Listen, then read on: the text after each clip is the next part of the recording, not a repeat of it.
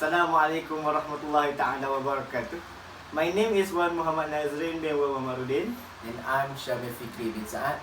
And I'm Ahmad falah bin alias. Today we will present about tax. Today I will present about how a company be a resident in Malaysia. Company or body of person need to meet criteria to be a resident in Malaysia. Under Section 8 of the ITA 1967, it is provide for the determination of resident status in respect of companies and bodies of person except trust bodies. Under Section 8, Subsection 1, Paragraph A of the ITA 1967, a Hindu joint family is resident in Malaysia for the basis year for a year of assessment if the manager or karta is resident for that basis year. And for Section 8, Subsection 1, Paragraph B of the ITA 1967, a company or a body of person not being a Hindu joint family carrying on a trade or business, if at any time during the basis year, the management and control of its business or of any one of its business are exercised in Malaysia.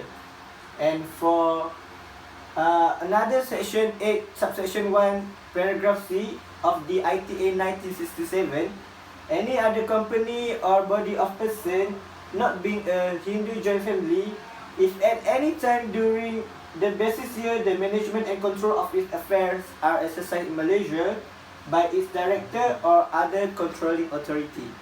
For the tax implication, for the resident company, companies other than companies carrying on business of banking, insurance, shipping and air transport income accrued or derived in Malaysia. For non-resident company, income accrued or derived in Malaysia. For resident company, dividend and distribution by a resident company in a basis year are deemed to be derived in Malaysia. Dividend and distribution by a non-resident company is not a Malaysian source dividend. For another resident company, double taxation relief are applicable for resident company, and for non-resident company, double taxation relief are not applicable for the non-resident company. What IRB does in practice to identify resident company in Malaysia? There is 4 things that we need to know what the IRB does in practice to determine the resident company in Malaysia. First, place where annual general meeting are held and what transpired during the meeting. Second, minutes of the board of director meeting and the decision taken that are relevant in determining the management and control the company. Third, location of the board of directors meeting. And the last is the company's letterhead. Okay, next we look at the type of tax return from the form to use by the company. Okay, now we look at this. Type of the company tax estimate form CP 204. Next. The procedure must be complied by each company for SAS, self-assessment. The self-assessment system is essentially a process by which taxpayers are required by law to determine the taxable income, compute the tax liability and submit their tax return based on the tax law, policy statement and guideline issued by the tax authorities. The taxpayer is responsible for obtaining and forwarding income tax return form. Second, declaring income and claiming expenses. Third, keeping record for audit purpose. Paying the income tax payable.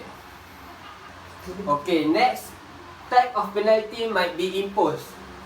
Penalty for omission, voluntary disclosure before selection for audit. Within 60 days from the due date for furnishing the return is 10%, more than 60 days, but less than 6 months from the due date for furnishing the return form, 50.5%. 6 months to 1 year, 20%, 1 year to 3 years, 25%, 3 years to and above 30%. Second, voluntary disclosure after the case is selected for audit but before audit commence. 35%. Non-disclosure discovering during audit, 100% of tax under charge may consider of 45% for first offence. Last but not least, repeated offences. Plus 10% for each repeated offence not exceeding 100%.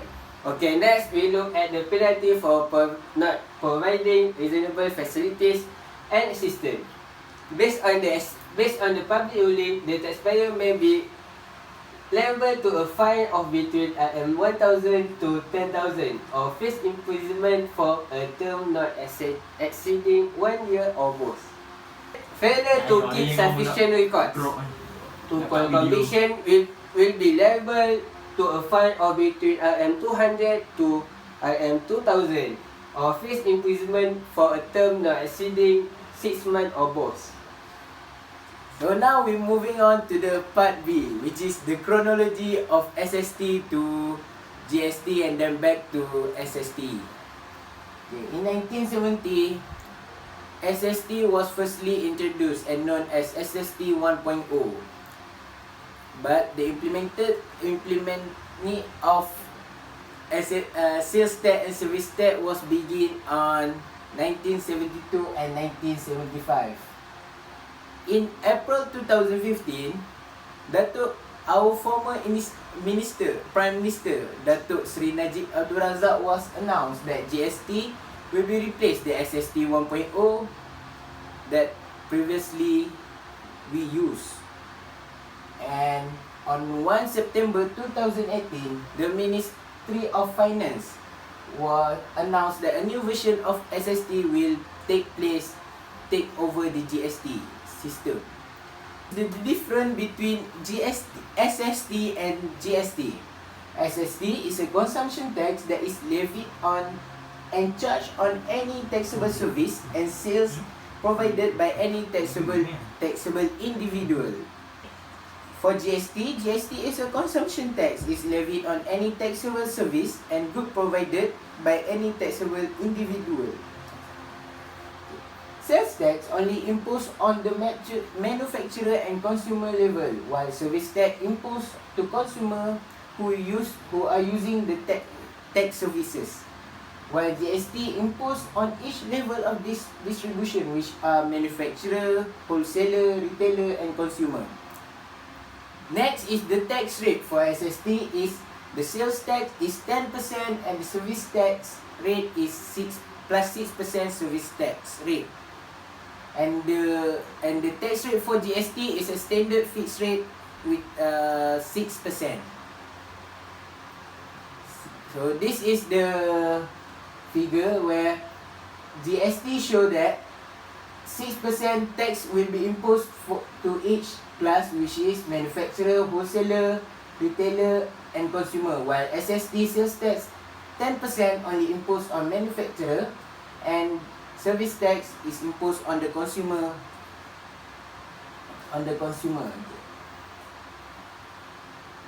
This figure also show that GST have a fixed rate, has a standard fixed rate for their tax, which is 6%, and the SST has a 10% sales tax and 6% service tax. That's all from us. Thank you.